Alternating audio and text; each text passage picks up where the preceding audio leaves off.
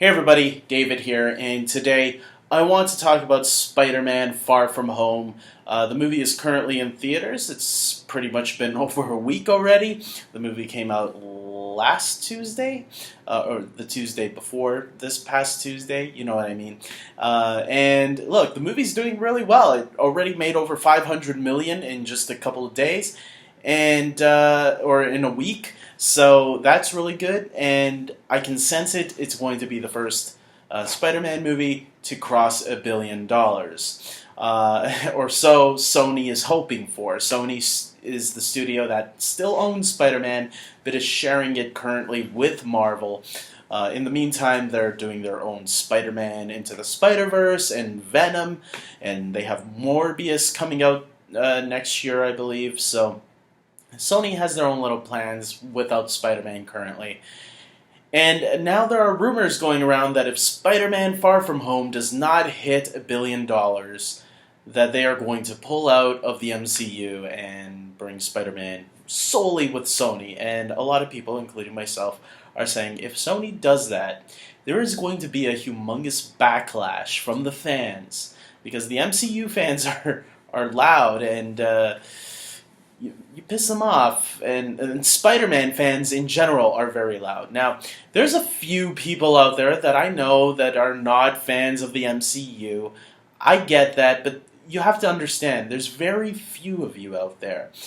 And with The Amazing Spider-Man, if we go back to 2012 and 2014, when The Amazing Spider-Man 1 and 2 came out, those movies were starting to go downhill in the box office. If you go look at the box office, how much they made the least amount of money. And studios don't like to see that. When a franchise starts losing money, that's when the panic button starts to be pressed. And the reviews for The Amazing Spider-Man 2 were probably almost as bad as Spider-Man 3 with Tobey Maguire. Spider-Man 3 was not loved, let's remember. And that made the most money, and I think that had to do with the popularity of Venom, and people were excited to see that character. But it didn't turn out to be what people were hoping for, which is why I think Venom also did really well. People were excited to see a movie about Venom with Tom Hardy playing him. I have a feeling the sequel to Venom is not going to do as good as the first one. That's just me. The fact that Spider-Man Homecoming and Spider-Man Far From Home are doing really well critically with critics and audiences says something. You should be happy that people love the character again. And I get it if, okay, not everyone's going to love everything, but you should be happy that people are enjoying this character again. That's all I'm trying to say. If you really love the character, even if you don't, you should be happy that other people are. Maybe be happy for other people. Yeah, that sounds nice, right? I think so. But let's also think about this. There is going to be a huge backlash if Sony pulls out of the MCU. That is 100% guaranteed. And then what do you do with Tom Holland? People love Tom Holland as Spider-Man right now. Do you replace him, or do you keep him around and just pretend the MCU didn't pretend you're no longer connected to the MCU, even though we just saw this version of Spider-Man team up with Iron Man and Nick Fury and all those other characters? Can you actually pretend that those characters no longer exist? Just ignore the characters that you once were hanging out with, and let's pretend you're on your own now. The illusion there is going to be kind of hard to paint away, I'm just going to say. And you have to pay back now that cliffhanger that we get at the end of this movie. I'm not going to spoil it here, so don't worry. But I'm going to say that there is something big at the end credits that you got to check out. With that being said, I think Sony should stick around with Marvel. Personally, myself, if I were Sony, business-wise, people love your character again. When I saw Avengers Endgame twice in the theaters, the first two nights, the loudest cheers in the audience when he returned was Spider-Man. I'm just saying, Marvel has given you a really good Spider-Man to play with in Tom Holland, and you take him out of the sandbox now with all the other toys, and you put him in his own separate sandbox, it's not going to go as well as you're hoping. You think not making it to $1 billion is going to be bad now. If you don't make it, you'll never make it to $1 billion if you take him out. I guarantee that. I guarantee you will never get Spider-Man to $1 billion if you take him out of the MCU. This version of Spider-Man is your best bet. And I'm not even too worried about this right now, because looking at how successful Spider-Man Far From Home is, like I said very early on in this video, I believe it's going to hit $1 billion easily. Especially when you look at Captain Marvel and Black Panther's track record, how both of them made it to $1 billion. The MCU has been very successful. They have not just 1 or 2 or 3 movies in the $1 billion club. I believe they have like 6 or 7 movies in the $1 billion club.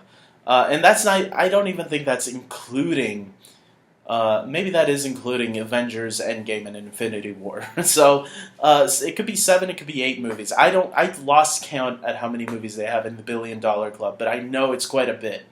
And I think Spider-Man Far From Home is going to be the first Spider-Man movie that will hit $1 billion. So I think that's really cool, I always look at it this way. For people that don't like Spider-Man in the MCU and don't like the MCU in general, I look at it this way. I'm a huge fan of the DCEU movies as well. And I love Man of Steel. And I love Batman v Superman. But there are a lot of people that did not like those movies. And so the way I looked at it as, well, I don't want people fighting about these characters that I love. And if the studio has to mold them into something else, change it up and make it lighter so the audience can enjoy them more, then maybe that's what they had to do. And unfortunately, Justice League they did that with, and it didn't work the way we were all hoping. But I'm happy that they were trying to please the audience, that they were listening, and that it showed that improvement in some of their other films, such as Wonder Woman and Shazam.